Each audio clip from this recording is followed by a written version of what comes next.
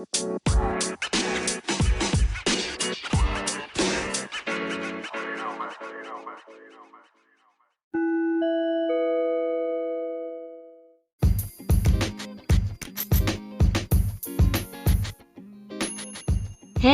selamat datang kembali di podcast Buku Lembaran Pelajar Dana Pribadi. Masih bersama gue, Betari Kusmanegoro, tanpa beasiswa tetap bisa. Hari ini di episode kedua, gue ditemani oleh bukan Gustika, karena terakhir kali di podcast episode sebelumnya gue bilang episode kedua akan bersama Gustika, tapi karena satu dan lain hal, hari ini gue ditemani oleh Herlina Fatra Helman alias Heina, Bachelor's Degree in Interior Design, Master's Degree in Bachelor degree in Architecture, Master degrees in Interior Architecture and Industrial Design, 2 gelar dari Florence Design Academy. Heina, selamat datang di podcast Buku LPDP. Halo, apa kabar? Baik, sorry banget tadi gue kepleset buat gelar lo. Gak apa-apa. Nih ya, mungkin teman-teman yang mendengarkan podcast ini bingung kenapa sih kok lo bisa kepleset gelar dia doang. Karena Heina ini one of a kind banget. Kalau misalkan Heina boleh jelasin nih, coba Heina lo bisa nggak jelasin kita, lo di Itali, di kota Florence, lo sekolah apa aja, karena sekolah lo ini panjang banget nih. Coba ceritain deh Heina. Oke, jadi gue nyampe Florence itu tahun 2011 akhir, jadi kayak awal-awal 2012 lah ya. Pertama masuk itu ambilnya, jadi sebelumnya pas di Singapura gue ngambilnya kan architecture, but somehow di Florence adanya interior architecture, so buat gue ya udahlah ya sama aja. Terus dari situ selesai setahun, karena kan sebelumnya udah 3 tahun ya di Singapura. Lanjut master degree in interior design sama master degree in industrial, dan itu sebenarnya dua-duanya di tahun yang sama, jadi kayak double degree gitu loh sebenarnya, Beb. Oke. Gitu. Terus habis dari situ baru gue kuliah ke tempat yang lain-lain lagi, nanti diceritain ya. Oke, sip. Berarti ya, perjuangan Heina ini, kalau judul chapternya Heina itu, sorry gue nyontek dikit, banyak jalan dari Tangerang ke Italia. Padahal sebetulnya yang Heina harusnya tulis banyak jalan dari Singapura, Tangerang ke Italia ya Heina ya. Iya. Panjang banget. Terus gini nih, jadi Heina ini salah satu penulis kita yang berkuliah di Florence, Italia, dan seperti yang teman-teman yang mendengarkan podcast ketahui, di buku kita nih nggak bisa tulis banyak-banyak nih, karena kan buku kolektif ya, kita ber-12. Dari pengalaman ini Heina, ada nggak hal yang, ini pertanyaan yang gue sudah tanya ke Kresna juga, dan gue rasa gue perlu tanyakan ke lo juga nih, ada nggak sih beberapa cerita yang nggak sempat lo sampaikan di buku, yang lo mau sebetulnya lo sampaikan, atau mungkin lo lupa sampaikan? Ada beberapa sih sebenarnya, karena kan emang yang tadi lo bilang ya, ini limited banget buat kita untuk tulis di satu buku. Jadi kalau dari soal persiapan sampai dokumen itu semua udah gue jabarkan di dalam buku. Terus kota Florence-nya sendiri itu juga udah gue jabarkan dalam buku sebenarnya.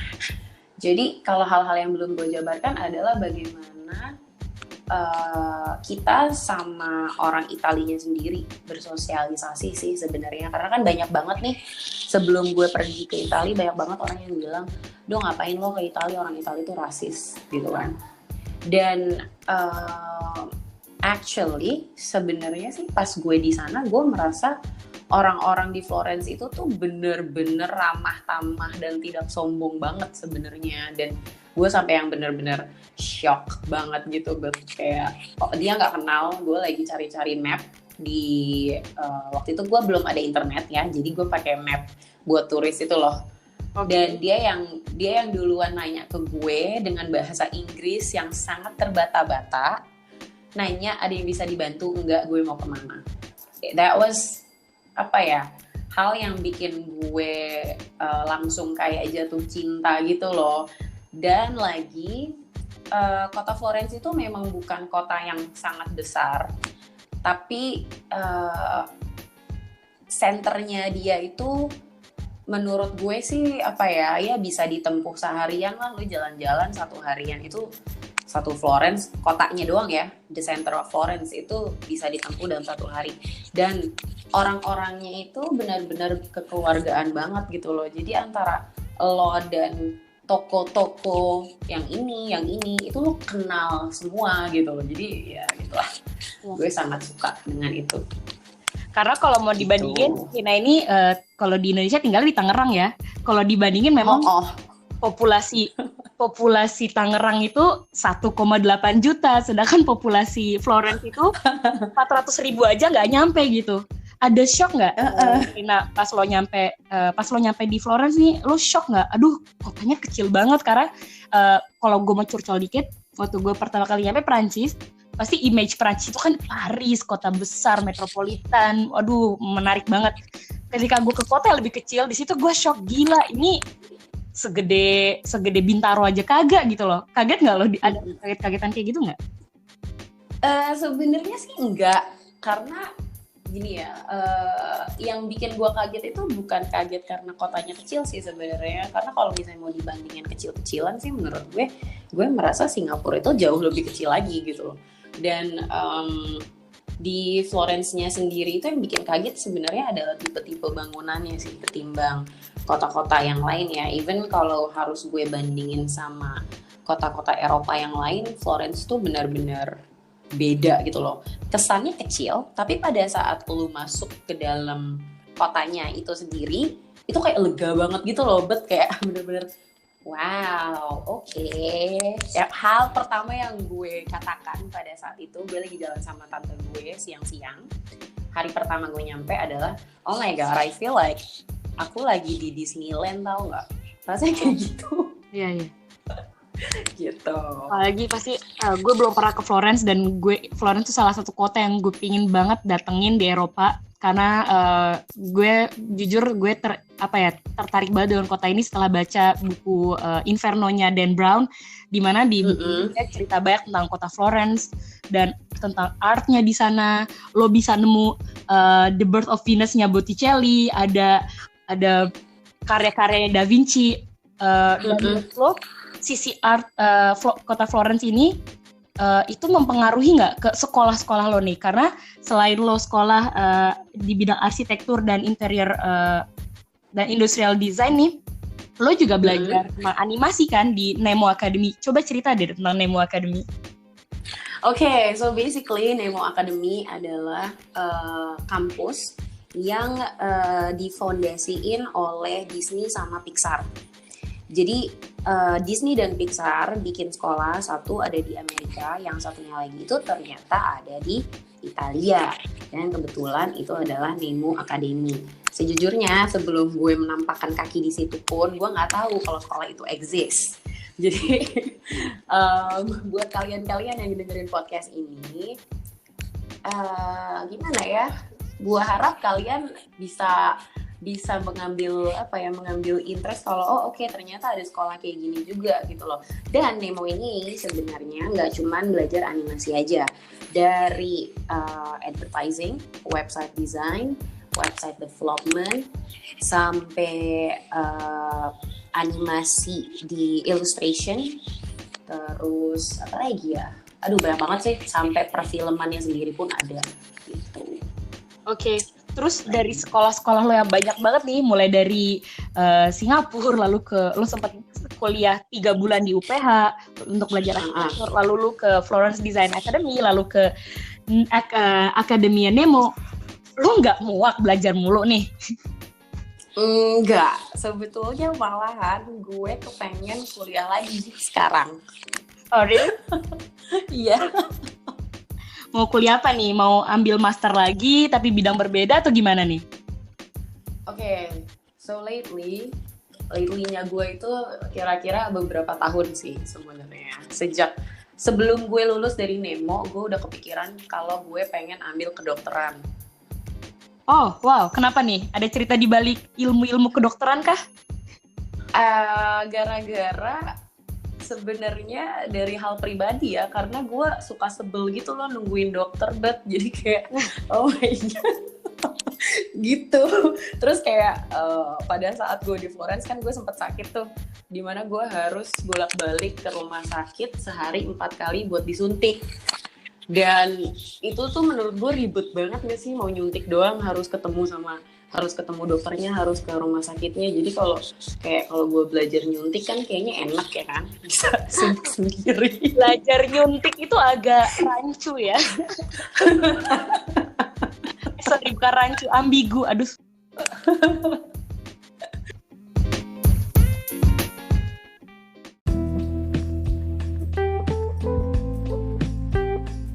Tapi gue mau nanya nih, kalau misalkan lo tidak berkenan buat share sama kita waktu lo di Florence, lo sakit apa ya, Hena? Jadi waktu gue di Florence, sebelum gue ke Florence pun sebenarnya gue udah sering banget sakit, ya kan? Jadi dari masih kecil tuh gue emang udah jarang banget masuk sekolah, gara-gara kayak seminggu sekali tuh gue pasti ke rumah sakit gitu. Dan pada saat gue di Indonesia, gue nggak tahu nih sebenarnya sakit apaan sih gitu kan. Jadi bener-bener cuma kayak tiba-tiba gue sakit asma lah, tiba-tiba nanti ada apalah, sampai yang paling serem itu adalah gagal organ sebenarnya gitu. Pada saat gue sampai ke Florence, itu di tahun ketiga gue di Florence, tiba-tiba gue kayak dapetnya lama banget, bener-bener lama, kayak ada berapa bulan gue dapet terus, sampai akhirnya gue ke dokter, terus periksa, cek darah, bla bla bla, terus dia bilang gue organ failure, terus punya internal bleeding. Terus setelah konsultasi tuh sama dokter di sana, dan dokternya akhirnya nyaranin gue untuk melakukan beberapa tes. Dan tes ini tuh nggak gue lakukan sebelumnya waktu gue di Indo ya, dari gue kecil itu gitu. Dan dari tes itulah akhirnya dinyatakan bahwa gue ada satu penyakit yang dinamakan sebagai autoimmune disease. Oke. Wow. Gue nggak tahu harus ngomong apa. Gue salut banget sama lo, karena gue yang waktu di beberapa tahun lalu operasi gigi ya, itu aja gue udah kayak anjir, sendirian gak enak banget gitu, nggak ada keluarga di sini. Tapi what you've been through, apalagi untuk skala yang cukup besar, dan ya ini bukan penyakit kayak sakit pilek gitu. Apa yang bikin lo kuat menjalani proses ini nih, selama lo healing, selama lo stay di rumah sakit, lo operasi segala macam? Yang jadi penguat sih sebenarnya adalah teman-teman dekat sendiri di sana sih ya. Jadi kalau dibilang sendirian banget sih enggak. Gue merasa teman-teman gue itu benar-benar sangat amat membantu gue untuk selalu cheer up. Guru-guru dan dosen-dosen gue di sana, mereka benar-benar support gue banget gitu loh, baik dalam edukasi dan secara kekeluargaan. Jadi pada saat gue dapet gagal organ failure ini, dosen-dosen gue itu tanya waktu itu mau ambil cuti kuliah apa enggak. Tapi gue itu nggak mau cuti kuliah. Sebenarnya gini loh, namanya autoimmune disease. Kalau yang nggak tahu apa itu autoimmune disease, sebenarnya autoimmune disease itu sangat amat common di Indonesia. Oke, per year-nya itu ada 150.000 case di Indonesia sendiri. Dan orang-orang yang punya autoimmune disease, mereka tuh sering kali nggak tahu kalau mereka punya penyakit itu sebenarnya. Karena memang harus dites yang lebih spesifik gitu deh. Gitu. Dan pada saat balik lagi ke kampus ya, pada saat itu setelah dosen gue tanya mau cuti apa enggak, gue bilang nggak mau, karena gue pengennya lulus kuliah tepat waktu gitu kan. Jadi pada saat gue di rumah sakit itu, mereka tetap kirimin gue podcast sama email pelajaran kuliah, dan gue tetap ikut examnya di rumah sakit, karena waktu itu gue di rumah sakit sekitar 3-4 bulan. Wow. Gitu. Wow. Ya, kira-kira 1 semester lah. Wow, dedikasi tinggi banget ya. Lo berarti gila, gue nggak nyangka sih sampai sorry nih sampai gue ngomong gila, karena gue salut banget juga. Nggak hanya berarti dari lo gue yakin lo pasti kuat banget menjalani cobaan ini, tapi orang-orang di sekitar lo ngebantu banyak banget ya. Betul. Ini memang benar-benar mematahkan banget stereotip kita yang gitu bilang, ngapain tadi kayak lu bilang di awal, ngapain ke Italia, orang Italia rasis, ngapain, karena ternyata pada realitanya tidak seperti apa yang kita kira gitu loh. Betul. Dan ini kembali ke Italia nih, gue ada satu pertanyaan yang gue penasaran banget. Florence ini kan kebetulan letaknya agak di tengah-tengah Italia ya, di tengah-tengahnya Italia. Nggak, ya lebih ke utara jatuhnya ya. Ada nggak perbedaan antara utara Italia dan selatan Italia dari segi gaya hidup atau orang-orangnya? Beda banget. Beda banget ya.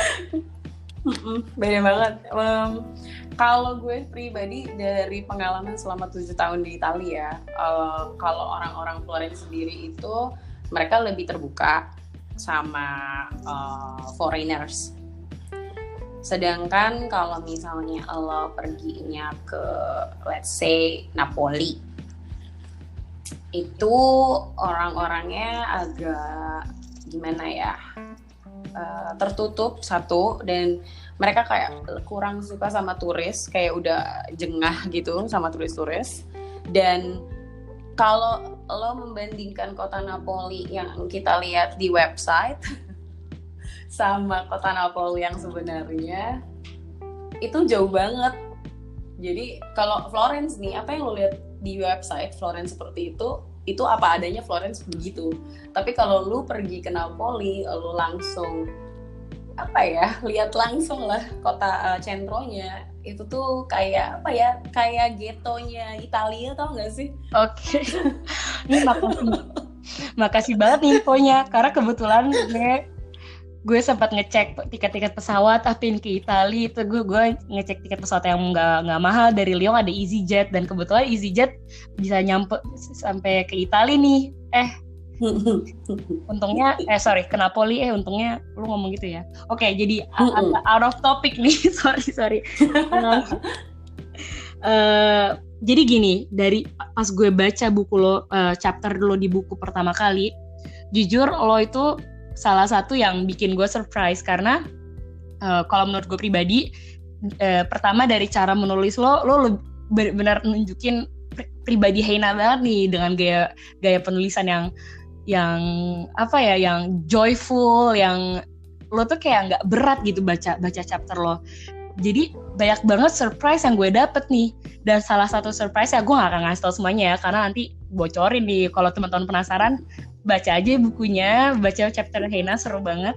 Tapi satu hal yang gue surprise banget dari chapter lo ini, lo tuh jago bela diri ya.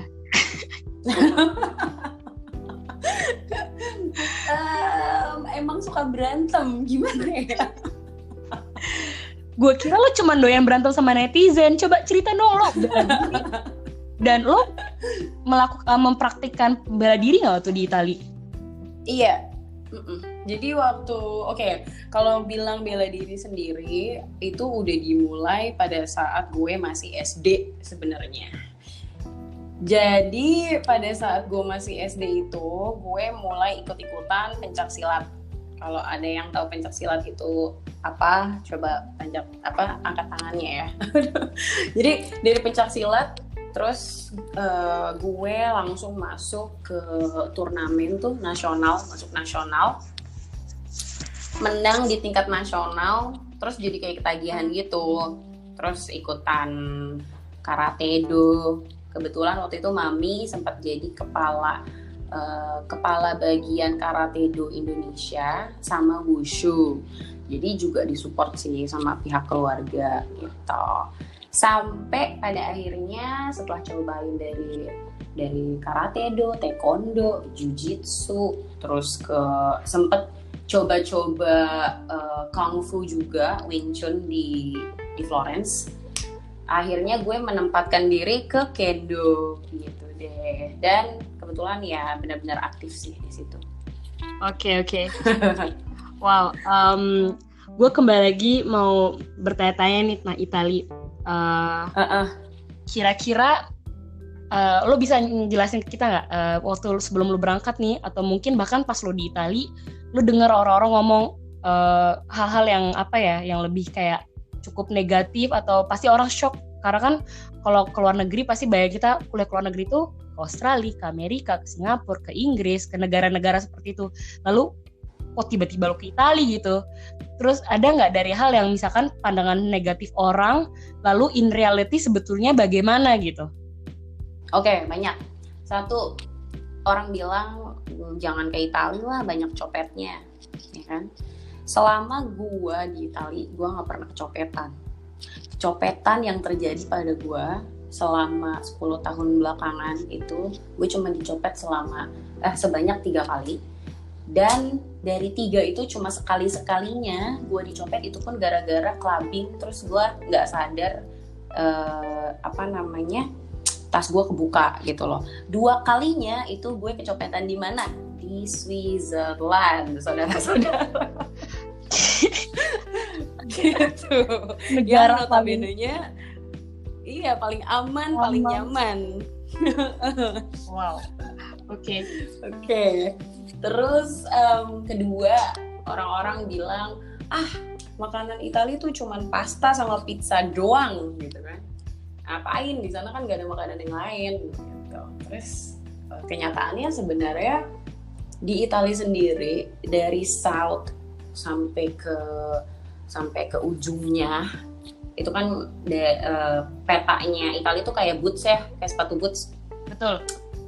Itu tuh dari ujung ke ujung makanannya tuh beda-beda. Lo akan menjumpai banyak hal yang nggak akan lo tahu dari kalau orang-orang taunya cannoli doang untuk cake, dari orang-orang taunya cuma pasta doang. Sebenarnya pasta itu pun sendiri tuh kebagi lagi dari saus-sausnya, dari tipe pastanya, dari isi pastanya apa, terus gimana cara masaknya. Terus pizza pun, kalaupun kita bilang pizza, ya nggak cuma gitu doang gitu loh. Dan honestly, pertama kali gue datang ke Italia, gue agak shock dengan pizza ya. Kayak, kok pizzanya gini gitu. Tapi setelah gue mempelajari culture-nya mereka, terus kenapa sih pizza di Italia itu jauh lebih sehat daripada pizza-pizza ya di luar Italia. Karena memang substance dan ingredients yang mereka taruh itu benar-benar beda gitu loh.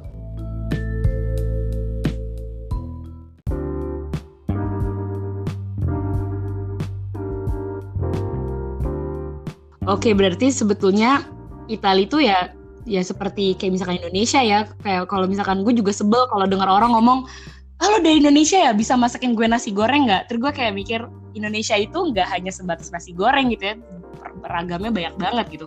Oke, cukup curcol dari gue tentang nasi goreng. Ini pertanyaan, ini kembali ke topik buku kita ya, tanpa beasiswa. Boleh nggak bagi tips ke teman-teman kita nih yang lagi dengerin, siapa tahu mereka juga lagi tertarik mau ke luar negeri untuk berkuliah dan mereka juga tanpa beasiswa. Lo bisa ngasih tips and tricks nggak untuk kuliah di Italia nih, gimana bisa bertahan hidup dengan tanpa beasiswa, bertahan hidup tanpa beasiswa di Italia sebagai pelajar? Ada tipsnya nggak nih? Ada dong. Oke, pertama, satu, harus nekat. Mau nggak mau ya, jangan takut untuk gagal dan jangan takut sama price tag. Kenapa sih takut sama price tag? Karena rata-rata orang-orang gini ya, orang-orang yang gue kenal di Indo, teman-teman yang nanya, hey kuliah di Italia bukannya mahal banget gitu kan?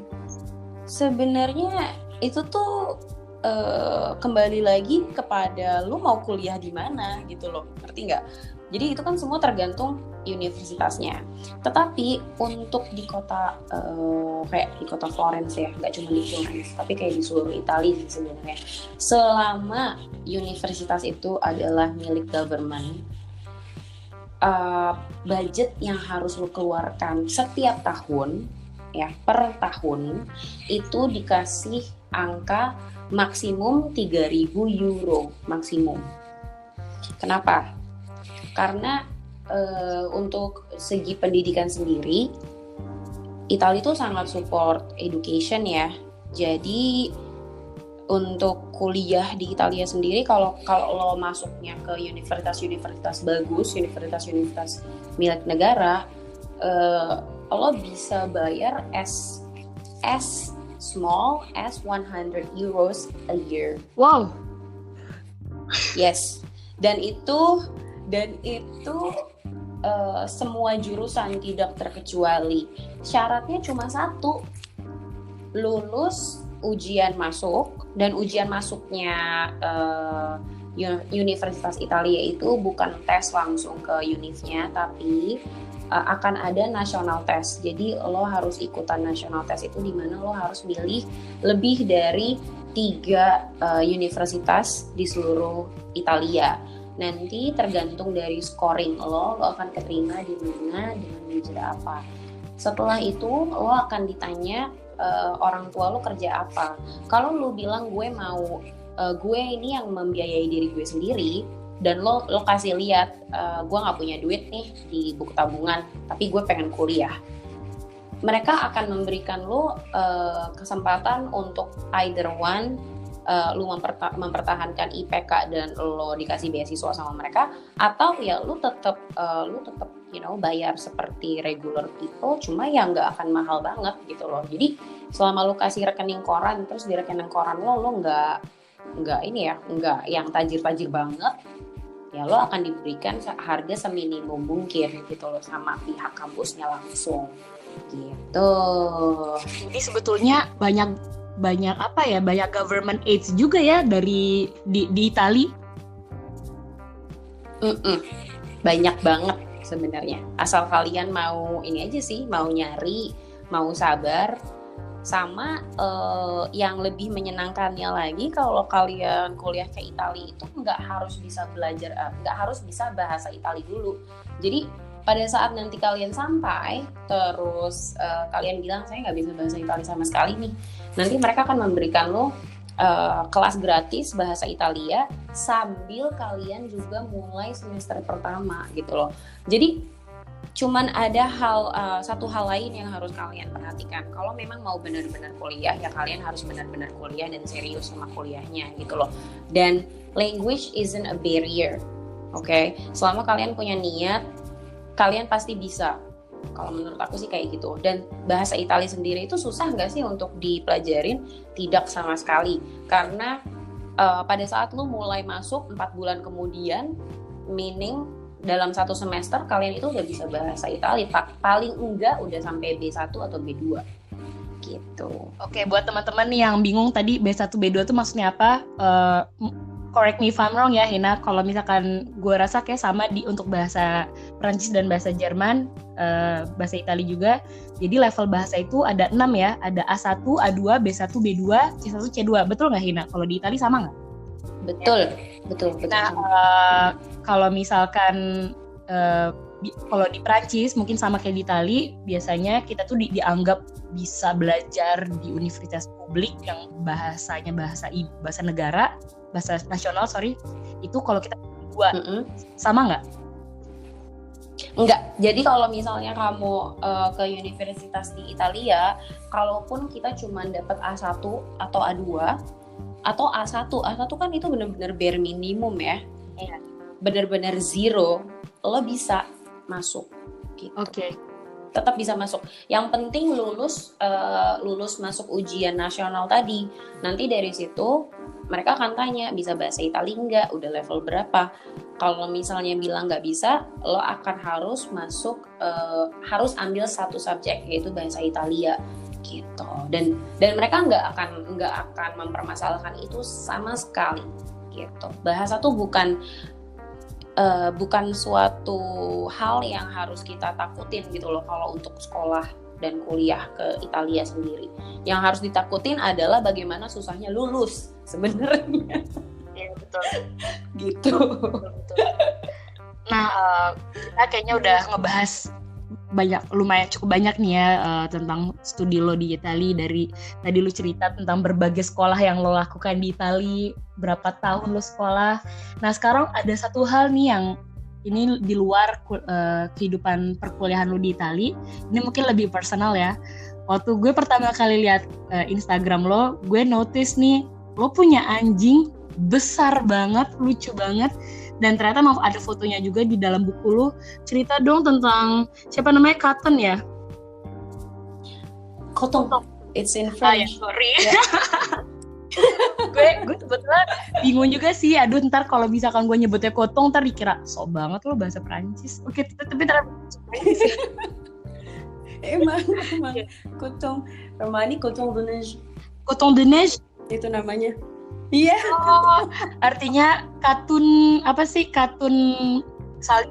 Snowball. Snowball ya.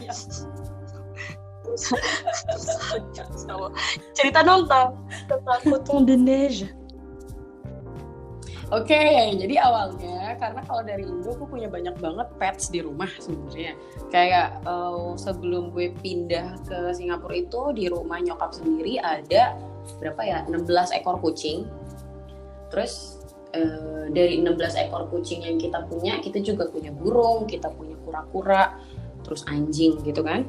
Terus pas gue pindah ke Singapura, gue tinggal di apartemen, gak bisa punya peliharaan, ya kan. Terus katanya rasanya tuh sepi banget. Sampai akhirnya pas gue pindah ke Italia, gue mulai rada-rada depres gitu. Dan gue baca-baca tentang pet terapi kan. Baca-baca pet terapi, nyari-nyari anjing. Gue pas banget lihat di Tumblr ada ini gambar papis nih, foto papisnya Samoyed kayak berserakan kayak cotton ball di atas ini loh, kayak cotton ball di atas apa sih, parket gitu loh. Jadi gue pas lihat itu, oh my god, lucu banget. Gue langsung searching lah si Samoyed ini kan, jenis Samoyed ini, dan akhirnya ketemu breedernya di Siberia. Jadi si Cotton ini udah gue beli dari 1,2 bulan, 1,2 iya, 1 bulan 2 minggu. Dia dikirim dari Siberia ke Switzerland. Terus gue pick up di Switzerland. Kita bikin pasportnya dia di Prancis, baru gue bawa ke Italia. Dedikasi.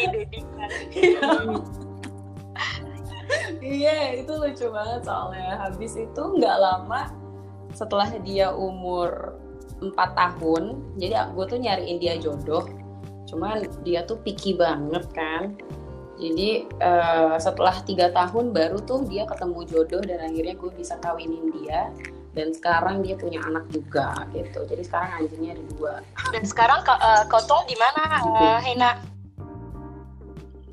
Oke, Cotton sendiri kan pada saat gue pindah dari Florence ke Jakarta beberapa bulan lalu, Cotton itu udah masuk ke usia tua. Dan itu dilarang sama pihak Switzerland itu, karena kebetulan keluarga gue ada di Geneva. Sama pihak Switzerland nggak boleh dikirim melalui air, nggak boleh dikirim pakai pesawat gitu loh, karena takutnya dia antara dia kecapean atau nggak fit dan lain-lain. Mereka takut si Cotton bisa kenapa-napa. So Cotton sendiri sekarang masih di Switzerland bareng sama tante. Jadi dia di-adopt sama tante aku. Dan anaknya sendiri, Spetro sekarang udah usia 2 tahun. Spetro udah aku kirim ke Atlanta, ke tempatnya tunangan aku gitu. Nanti dari Atlanta baru dia bawa ke Korea, karena kebetulan tahun depan gue mau pindah ke Korea ya. Jadi dari situ ke Korea gitu. Oke.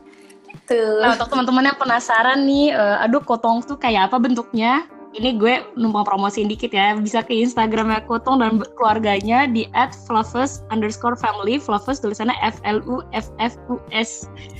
Gue jadi nge-stop. Lucu banget soalnya bener-bener lucu banget.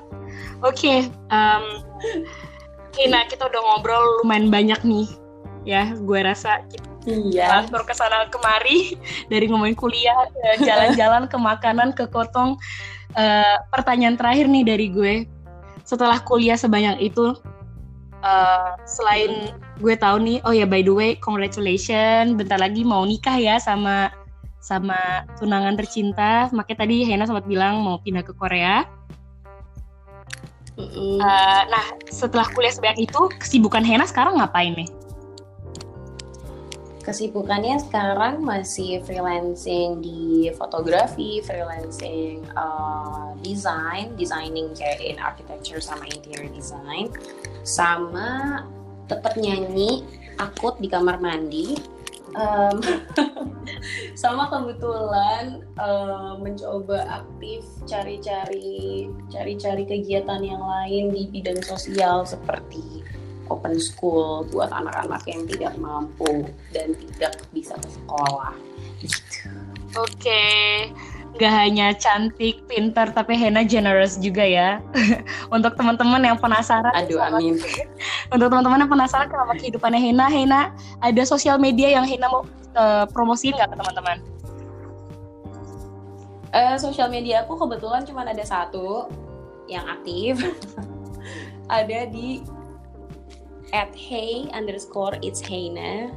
on Instagram. Hena, terima kasih banyak untuk waktunya. Seru banget ngobrol. Jadi ini juga occasion buat kita buat kenal lebih lanjut. Thank you banget. Grazie mille. Sama-sama. Untuk teman-teman yang masih penasaran sama podcast berikutnya, sekarang podcast buku lembaran pelajar dana pribadi bisa teman-teman dengarkan di Spotify. Tunggu saja episode berikutnya. Kali ini gue nggak mau bocorin deh siapa, takutnya ntar salah lagi. Gue sebutin siapa, sebutin A yang nongol B. Oke teman-teman, terima kasih banyak udah dengerin. Terima kasih Hena. Sampai berjumpa minggu depan. Dadah. Bye. Bye.